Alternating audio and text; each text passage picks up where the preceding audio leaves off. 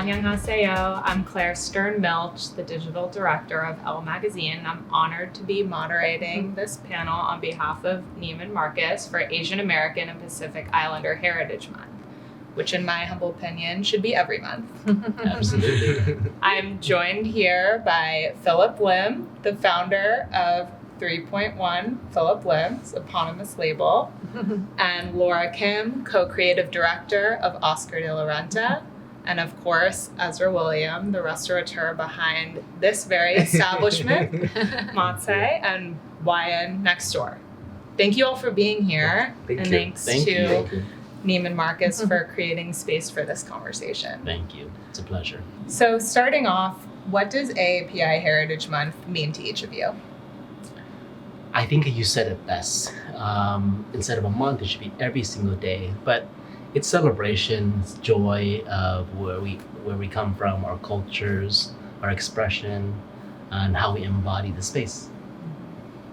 It's like a good reminder to celebrate. I think it's actually really important that we have like panels like this and we catch up with our friends and I think it's also like it's a reminder. I think like what Phillip and Laura said, and, to celebrate and like our heritage, and then just be proud about it.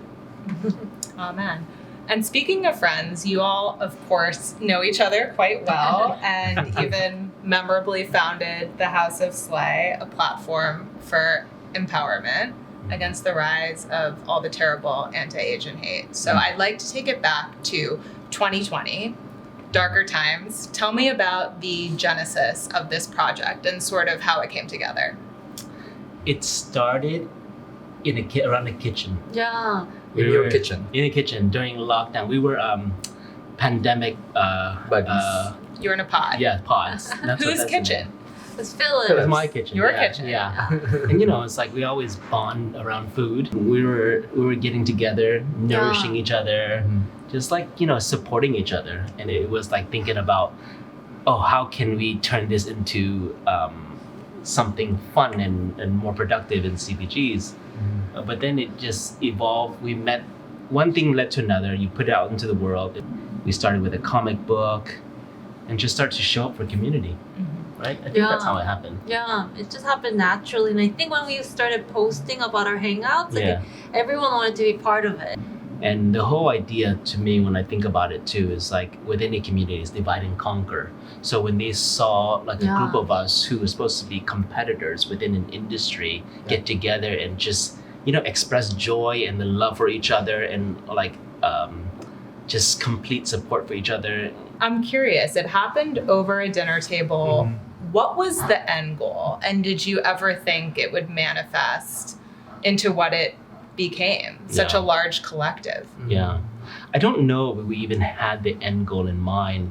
It was just like an instinctual, like coming together to protect your people. And I think that it was just a natural thing of us tapping on each other and showing up in ways in which like the community needed us. Yeah. Right? And I felt like when we like individually speak about it, it didn't have that much impact. Whereas like when we did it together, I really felt like people were listening more than just me talking on by myself. Why a comic book? How did it start there? We never saw ourselves in these kind of superhero positions or characters growing up. So why don't we just inhabit that space and, use our everyday superpowers, right? Yeah. I think that's was the conversation. And so you touched on this, but you define House of Slay as an inclusive space for underrepresented communities from all walks of life. So really, why was it important for you to welcome all sorts of voices and even those outside the AAPI community? Yeah, I think that we don't live in silos, and to protect only our community, it doesn't really mean anything if adjacent communities are being attacked or affected or discriminated against. And us being who we are and what we look like and from the culture we come from, it just naturally starts from there, right? But it is for everybody. It is for all communities. If racism exists in one community, it exists everywhere else. And it was so apparent what was happening during that moment. It was just going community after community. And the fight is not always serious. Like, joy is part of the fight. You know what I mean? Like, looking amazing is a way to combat. Slay, basically. Feeling amazing is a way to combat. And I think that's what we try to express. Yes, and you refer to yourself as Slaysians. How do you guys define that term? Where did that word come from? Like, it started like pre-pandemic. That's our group chat. Yeah. It is. Yeah. Everyone's on the group chat. Yeah. It's like, I think of the group chat as OG Slaysians. Yeah. OG Slaysians. Yeah. But it's being your authentic self and living your life unapologetically and just slaying the day, no matter what that day brings. Gotta slay. Yeah, you have to. You slay or you get slayed. Yeah. And so you partnered with the AAPI Victory Fund to mobilize voters, supported the Unity March in Washington, D.C., even rallied against New York's mega jail project in Chinatown. So why was it so important to step into the political arena, especially during such a volatile time? Even hearing you say it, I mean, we did so much in such a short time. You know what I mean? Who you align yourself with, who you slay with, you're telling the public of, this is who I am and these are my belief systems. So I think that it wasn't something that we were like, okay, let's get into politics. Yeah. It was just living. Let's just live. Let's just share with the world like who we love, what we're about, where we come from.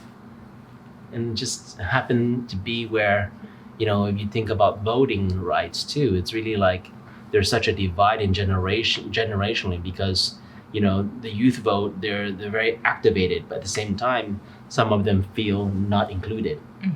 So it's important for us to use our platform to say, hey, listen, it does matter, Got to mobilize the vote. You've got to, no matter what you think, you can't sit out because things will take place and change and move on and you will not have a say in it.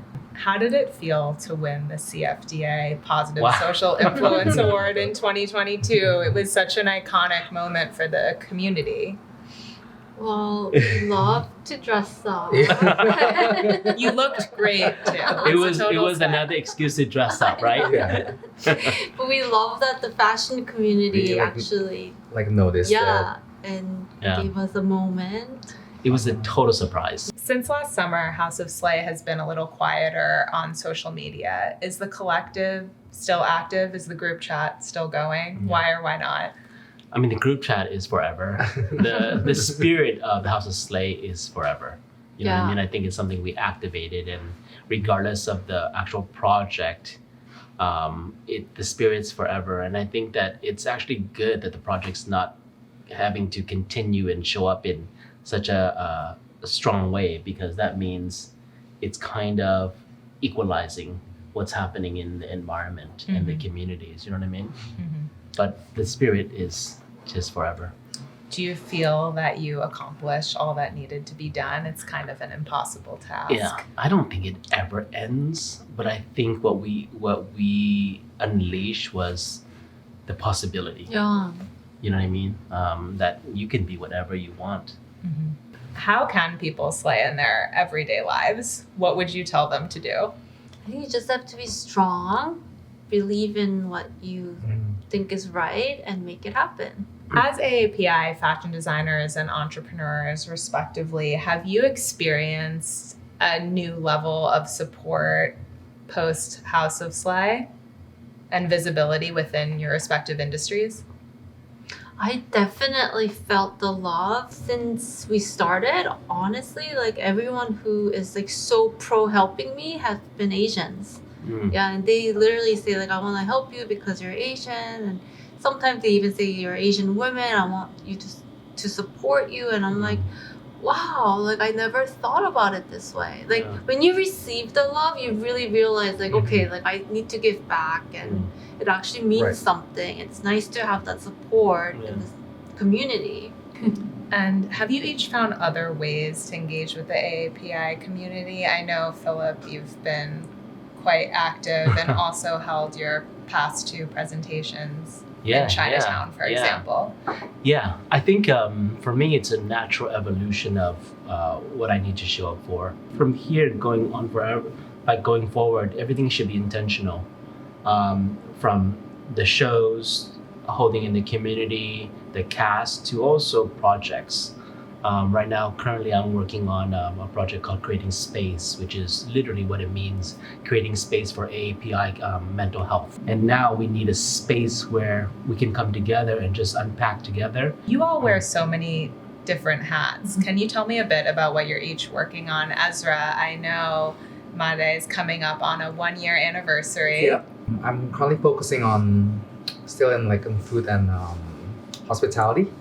So we might but I'm not gonna say it until things are confirmed. But I have a few projects that I'm working on. How would you say your backgrounds inform your designs and projects? So how much of your heritage do you reference in your design work? I don't think about it, but it shows without me actually thinking about it. I think even like where we're sitting today, Made, it's like it's really where you come from and your experience is childhood, right? Like, yes, I think like I'm not like designing clothes, but like like when we're designing spaces, like I think we always like try to like put like all the pieces, like when we mood boards, like like a piece of my childhood, or like like a little bit here and there, and like I think that's just fun and it's such a great opportunity to go back and claim the joy and to bring it forward to share with everyone else and say,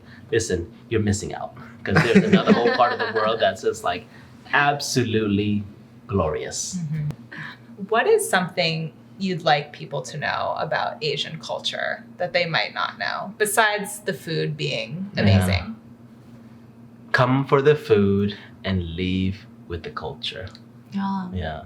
And I also think like people don't really understand the family relationship, the intensity. I mean we're family oriented. I think. That's not very much talked about, I think. Yeah, and I think that like through family and how you're raised, it really defines who you become. Like the character, it shapes the character you are, the respect you have for yourself, the respect you have for food or this team here, the privilege of doing the best you can, making do and making the most of the most humble ingredients. It all comes from kind of the way we're brought up, respecting your elders, shoes off. It really builds a character that for me, I'm so proud of, and I could not think of another way that I would like to inhabit this earth, Yeah, it also like teaches me like how like I think when I was raised, like my parents, at least like we value like relationship. Yeah.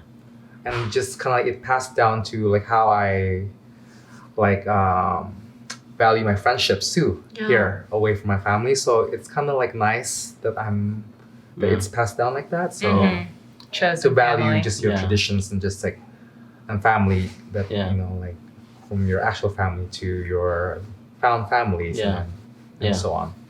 What would be your best piece of advice to pass along to a young Asian person looking to pursue a career in either hospitality or fashion? I think best piece of advice, I think never scared to ask. I think, I'm always scared to ask, but I think one thing, like living in New York, I've been here for 10 years, I think is never be afraid to ask. Good advice. Yeah. You don't ask, you don't get. Yeah. Exactly. Well, you're scared to ask.